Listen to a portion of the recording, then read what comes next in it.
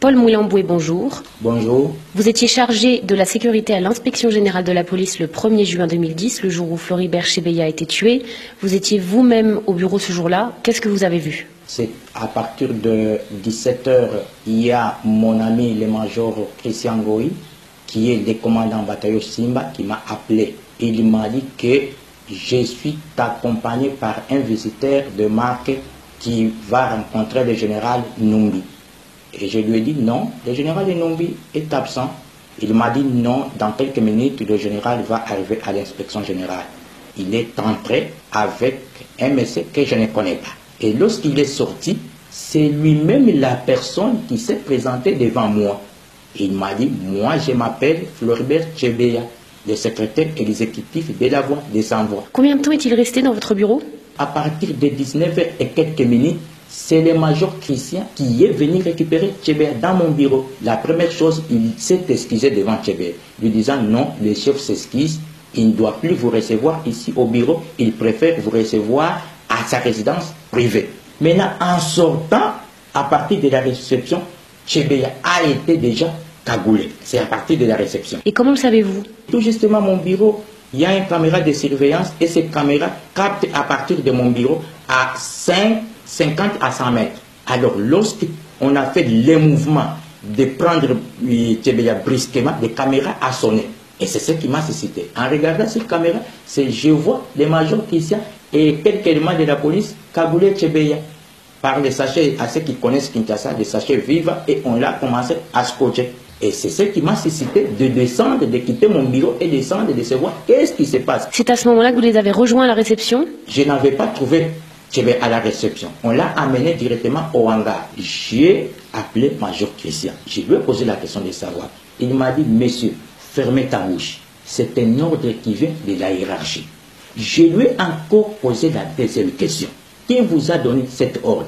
Il m'a dit, non, c'est le président de la République pour la première fois. Je lui ai posé la question. Qui a reçu l'ordre du président de la République par téléphone ou par quoi? Précisément. Il m'a dit, non, j'ai reçu l'ordre du président de la République par canal du général Enum. C'est le général Enum qui a imprimé l'ordre au major Christian. Et lorsqu'il a imprimé cet ordre, il a dit au major Christian que cet ordre vient du président de la République. Ça, c'est le major Christian qui me rapporte. D'abord, l'ordre est venu. Toute personne qui accompagnerait Chebeya, que ce soit son fils, que ce soit son collègue, que ce soit son époux, doivent subir les mêmes sorts que Chebeya. Et il m'a dit, voyez dans la voiture, son chauffeur, on l'a déjà exécuté. J'ai regardé la voiture, j'ai vu un corps sans vie. Et lorsque je parle avec le major Christian, les policiers sont en train déjà de continuer à étouffer Chebeya. Et quelle a été votre réaction? Moi, je suis un officier sans troupe. Le major Christian, c'est l'officier avec troupe. Donc, je rentrais à mon bureau parce que je savais que les caméras étaient en train d'enregistrer. Je dois faire rapport à la hiérarchie. Vous voyez un assassinat se dérouler devant vos yeux. Pourquoi n'avez-vous pas tenté de le sauver?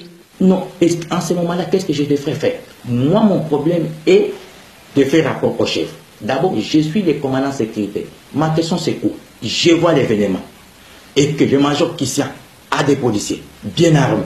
À ce moment-là, je ne devrais pas faire autrement. Je devrais faire rapport au général Enum. Après cette opération, c'était déjà à 20 h. J'ai quitté le bureau à partir de 20 h et quelques minutes et je me suis arrivé à la maison à 20 h et quelques minutes. Et c'est donc 2 jours après l'assassinat que Christian Goy s'est confié à vous? Avant des fouilles, il m'a appelé dans sa chambre parce que nous habitons dans la même maison. J'ai retrouvé en train de pleurer. Il m'a dit, ça me fait mal. Ça me fait mal parce que je viens d'avoir d'autres ordres auprès du général Enumbi de vous exécuter. Avant de fouiller, il faut exécuter ton ami. Je lui ai demandé, est-ce que le général Enumbi vous a dit le mobile de cet assassinat, d'exécuter Chebeya? Il m'a dit non. Chebeya est un témoin gênant il m'a dit pour 2 choses. 1, le massacre de Bundu Diakongo. De 2, M. Chebeya avait enquêté des massacres de l'Équateur. Les gens qui ont fait cette opération, ce sont les éléments du bataillon Simba dirigé par le major Christian. Et que ces bataillons recevaient les ordres directement du général Numbi. 10 jours après le meurtre, vous vous faites enlever. Là, lorsqu'on m'a arrêté, on m'a cagoulé. Et on m'a amené dans une destination inconnue. Maintenant, lorsque nous étions arrivés dans cette destination, on m'a fait ouvrir les cagoules. Et je me suis retrouvé que je suis dans la résidence privée d'un conseiller du général Enumbi. On commence à me traiter, toi tu es très, tu voudrais trahir le général Enumbi, Bon, ça c'est le 11, jusqu'à le 13. Le 13, c'était un certain dimanche.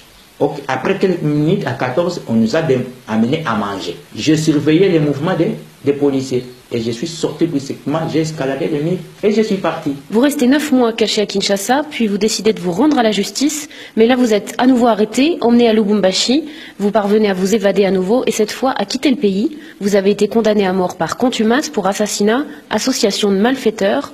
Pourquoi témoigner aujourd'hui? On m'a condamné illégalement. J'étais devant la justice. Mais la justice devait me livrer. La justice a préféré me faire disparaître. Parce que je suis témoin gênant dans l'affaire Tchéboué. C'est-à-dire quoi? Je suis témoin gênant pour le pouvoir de Kinshasa et pour le président de la République. Et pour même le général Enou. À ce moment-là, il n'y a pas moyen de retourner au pays.